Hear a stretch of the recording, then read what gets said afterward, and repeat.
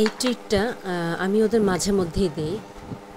এতে ওদের খাবারের রুচিতে যেরকম একটু মাঝে মাঝে একটু একঘেয়েমি আসে, তখন এই ট্রিট হিসেবে এটা দিলে সেই একঘেয়েমিটা কেটে যায়।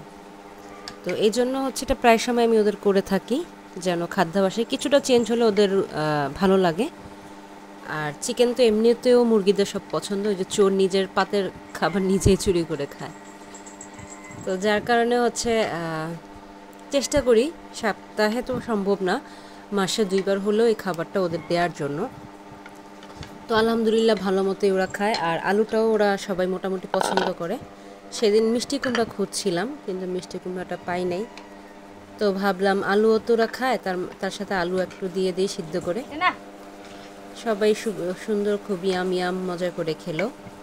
যাক, ওদের পেটটা ভরলে আমাদের দেখতেও শান্তি লাগে। আমরা যারা বিল্লুদের পালি তারা জানি যে ওদের খাবারটা খেলেই মনে হয় যে হ্যাঁ, আমার পেটটাও ভুজির সাথে ভরে গেছে।